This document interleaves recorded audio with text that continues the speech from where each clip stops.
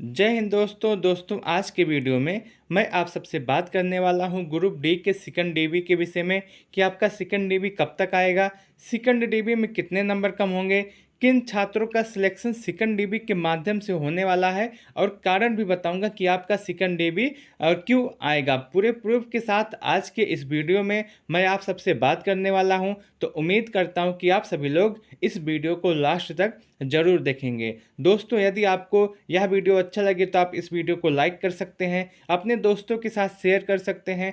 यदि आप UP exams YouTube channel पे पहली बार आए हैं तो इस चैनल को सब्सक्राइब करना न भूलें। दोस्तों सबसे पहले मैं आपको यह बताना चाहता हूं कि अगर आपके मन में अब भी कोई डाउट है सेकंड डीबी को लेकर के तो आप उस डाउट को निकाल दीजिए, क्योंकि मैं 100% गारंटी के साथ इस बात को कहना चाहता हूं कि आपका सेकंड डीबी आएगा, इसमें कोई संदेह नहीं है। संदेह तो आपको इस बात पे करना चाहिए कि सेकंड डीबी कब तक आएगा, सेकंड डीबी में कितने नंबर कम होंगे। हाँ, मैं इस बात को फिर से पूरे 100% गारंटी के साथ कह रहा हूँ कि आपका सेकंड डीबी आएगा, इसमें कोई भी सवाल नहीं है। आपका सवाल तो ये होना चाहिए कि सेकंड डीबी में कितने नंबर कम होंगे, और उसके लिए मैं आज यह वीडियो आप सबके सामने लेकर आया हूँ। सबसे पहले कारण के विषय में बात करते हैं कि आपका सेकंड डीबी क्यों आएगा। तो उसमें सबसे जो महत्वपूर्ण और सबसे बड़ा कारण है वो यह है कि बहुत सारे छात्र ऐसे हैं जो आपके ग्रुप डी में सेलेक्ट हुए हैं, उसके साथ साथ और स्टेट और किसी एग्ज़ाम में सेलेक्ट हुए हैं। जैसे आपका एनटीपीसी के एग्ज़ाम में, उसके साथ साथ अगर आप देखें तो एसएससी सीजीएल के एग्ज़ाम में, एसएससी सीएचएस के एग्ज़ाम में और स्टेट में बहुत सारे एग्ज़ाम थे, उनमें वो सेलेक्ट हैं। अब जो छात्र अच्छे लेवल पे सेलेक्ट हो गया होगा, जैसे कि आप सबको पता है जो ग्रुप डी की आपकी जॉब है वो 1800 ग्रेड पे की है। अब जो छात्र इससे ज़्यादा ग्रेड पे हो गया होगा, यानी 2000 2400 4200 इससे अच्छे ग्रेड पे हो गया होगा, तो वो ग्रुप डी में आपके क्यों आएगा? वो तो ग्रुप डी में आएगा नहीं।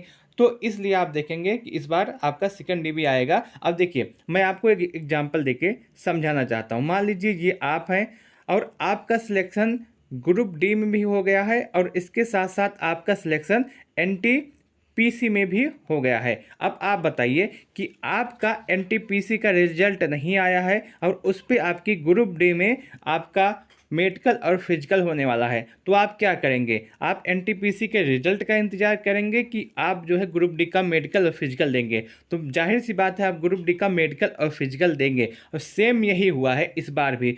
बहुत सारे छात्र ऐसे थे जिनका एनटीपीसी का रिजल्ट आपका पेंडिंग था, एनटीपीसी के नहीं बहुत सारे रिजल्ट हैं जो पेंडिंग में हैं। तो आप देखेंगे जब जो छात्र यहाँ पे है उसका ग्रुप डे में भी है और किसी और एग्ज़ाम में सिलेक्ट हो गया है, तो उसका रिजल्ट यहाँ पे पेंडिंग है, तो आप देखेंगे कि वो ग्रुप डे में अपना मेडिकल और डीबी कराएगा, और जब किसी और एग्ज़ाम में उसका क्लियर हो जाएगा, किसी और एग्ज़ाम में उसका सिलेक्शन हो जाएगा, तो वो इस एग्ज़ाम को यानी कि ग्रुप डी को छोड़ देगा। और इस बार भी सेम ऐसा ही हुआ है। अगर अभी आप देखें, अगर कुछ दिन आपका और रुका रेलवे, तो आप देखेंगे कि बहुत सारे छात्र और हैं जो इस एग्ज़ाम को छोड़ देंगे, क्योंकि आप देखेंगे एसएससी सीजीएल का अब आने वाला रिजल्ट आने वाला है, तो उसमें देखेंगे कि बहुत छात्र उसमें भी सेलेक्ट हो जाएंगे। इसलिए अगर आप देखेंगे तो सेकंड डीबी आपका आएगा, बहुत छात्र इस बार उसमें सेलेक्ट हुए हैं। अब दूसरा जो सबसे बड़ा कारण है कि आप देखेंगे कि बहुत सारे छात्र ऐसे हैं जिनका रिजल्ट पेंडिंग दिखा रहा है। आपको पता होगा कि जो है सभी जोन का पैनल लिस्ट जारी हो रहा है, उसमें कुछ छात्र सेलेक्ट हो रहे हैं और कुछ छात्र का रिजल्ट पेंडिंग दिखा रहा है। अब जिन छात्रों का रिजल्ट पेंडिंग दिखा रहा है, मान लीजिए 100 छात्र हैं जिनका रिजल्ट पेंडिंग दिखा रहा है। अब इसमें बहुत सारे कारण हैं, किसी का बायोमेट्रिक सही से नहीं हो पाया है, किसी का मेडिकल सही से नहीं हो पाया है, किसी के डॉक्यूमेंट में कोई दिक्कत है, इसलिए उनका रिजल्ट पेंडिंग दिखा रहा है। मान लीजिए 100 छात्र ऐसे हैं जिनका रिजल्ट पेंडिंग है, इसमें से आपके 60 छात्र तो हो जाएंगे सेलेक्ट किसी न किसी कारण से। मान लीजिए किसी का मेडिकल है तो वो री मेडिकल के माध्यम से सिलेक्ट हो जाएंगे, किसी के डॉक्यूमेंट में कोई दिक्कत है तो वो अपना एफिडेविट लगा के सिलेक्ट हो जाएंगे, और जो इनका बायोमेट्रिक नहीं सही हो रहा तो वो अपना वो देख के वो सेलेक्ट हो जाएंगे। 60 से 70% छात्र इसमें सेलेक्ट हो जाएंगे, लेकिन लगभग 30 परसेंट यानी कि 30 छात्र ऐसे बचेंगे जिनका सिलेक्शन इसमें नहीं होगा, तो वो सीट तो आपकी खाली ही होगी और उसके लिए खाली जब सीट है तो उसको भरने के लिए आपका सेकंड डे भी लाया ही जाएगा और कोई रास्ता नहीं है कि उसको किसी और माध्यम से भरा जाए। तो आपका इसे भी देखिए कि आपका सेकंड डे भी आएगा ही आएगा, इसमें कोई संदेह नहीं है।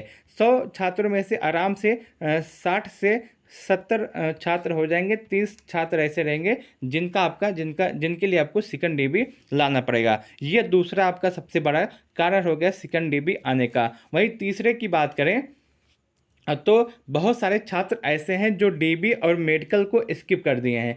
बहुत सारे छात्र ऐसे हैं, आप यहाँ मान के चल सकते हैं कि लगभग 10% छात्र ऐसे हैं जो डीबी और मेडिकल को स्किप कर दिए हैं और इन पोस्टों के लिए आपका जो नहीं गए हैं, जो स्किप कर दिए हैं, जो जो सीटें खाली होंगी उनके लिए आपका सेकंड डे भी और ही लाया जाएगा और कोई रास्ता नहीं उस सीटों को भरने के लिए। ये आपका सबसे महत्वपूर्ण कारण है सेकंड डे का। वहीं अब बात करते हैं एक आरटीआई के विषय में।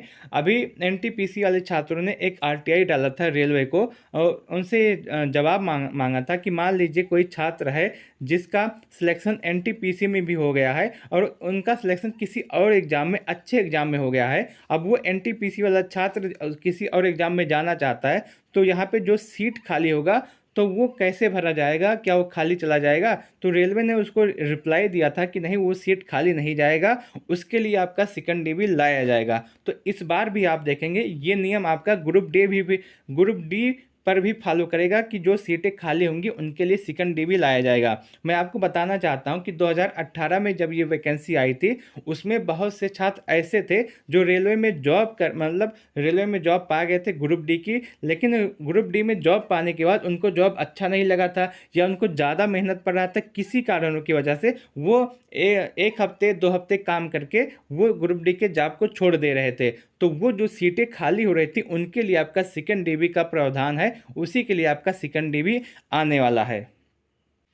मैं उम्मीद करता हूं कि मैं अपनी बातों को सही से आप सबके सामने रख पा रहा हूँगा। अब आपका अगला सवाल ये था कि सेकंड डे भी कब तक आएगा, और ये सबसे ज़्यादा महत्वपूर्ण सवाल है कि सेकंड डे भी कब तक आएगा। दोस्तों, जैसा कि आप सबको पता होगा, इस समय आपका अप्रैल के फर्स्ट वीक में आपका जो है रोजगार मेला लगने वाला है और उसी में ज्वाइनिंग लेटर दिया जाएगा। तो इस समय रेलवे उसी काम में व्यस्त है। सबसे पहले वो आपका जल्दी से जल्दी पैनल निकालने का काम कर रहा है कि जब तक पैनल नहीं निकालेगा तब तक स्पष्ट नहीं होगा कि किन छात्रों का सिलेक्शन हुआ है। मान लीजिए कि एक जोन में 100 छात्र हैं, 100 सीटें हैं जिन पे सिलेक्ट करना है, तो उसमें उसने पैनल निकाल दिया कि 90 स्टूडेंट का सिलेक्शन हो गया है, उस पैनल लिस्ट में 90 स्टूडेंट का नाम आ गया है।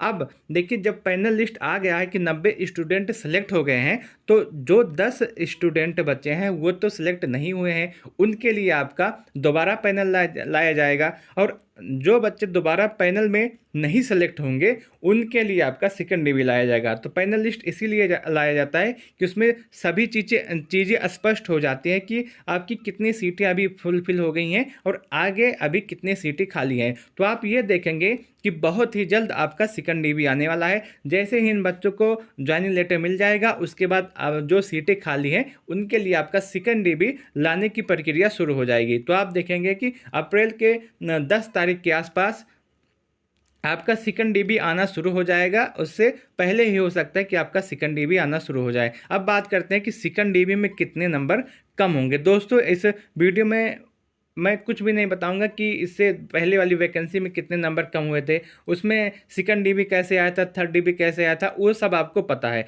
मैं आपको बस इतना बताना चाहता हूँ कि जितने सीटें खाली रहेंगी, मान लीजिए आपका जिस भी जोन में जितनी सीटें खाली रहेंगी उस जोन के हिसाब से आपका सेकंड डे भी आएगा।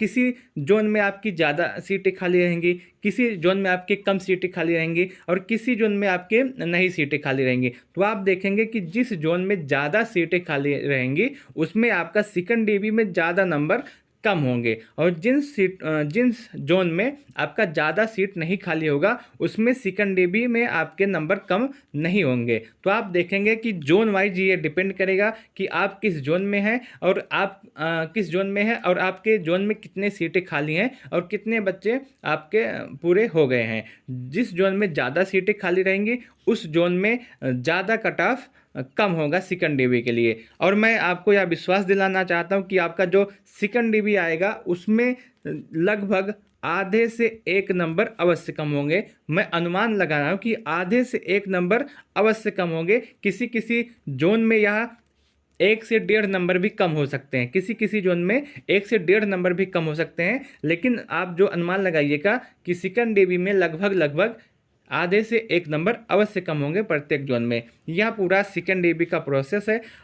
मैं आपसे यह भी बात करना चाहता हूँ कि सेकंड डीबी आपका बहुत ही जल्द आने वाला है और सेकंड डीबी में इतने नंबर कम होंगे। दोस्तों यह पूरा वीडियो है सेकंड डीबी को लेकर के। मैं उम्मीद करता हूँ कि मैं अपनी बातों को सही से आप सबके सामने रख पाया हूँगा। अगर आपको यह वीडियो अच्छा लगा हो तो आप इस वीडियो को लाइक कर सकते हैं, अपने दोस्तों के साथ शेयर कर सकते हैं। दोस्तों आपका स्कोर कितना है, आपका सिलेक्शन कितने नंबरों से नहीं हुआ है, आप कमेंट करके बताइएगा। मैं बताने का प्रयास करूँगा कि आपका सिलेक्शन सेकंड डीबी में हो सकता है या नहीं। आप बस इतना कीजिएगा कि जब आप कमेंट कीजिएगा उसके साथ साथ अपना जोन कौन सा है आपका और आप किस कैटेगरी से हैं इसे ज़रूर कमेंट कीजिएगा। दोस्तों वीडियो को लास्ट तक देखने के लिए आपका बहुत बहुत धन्यवाद।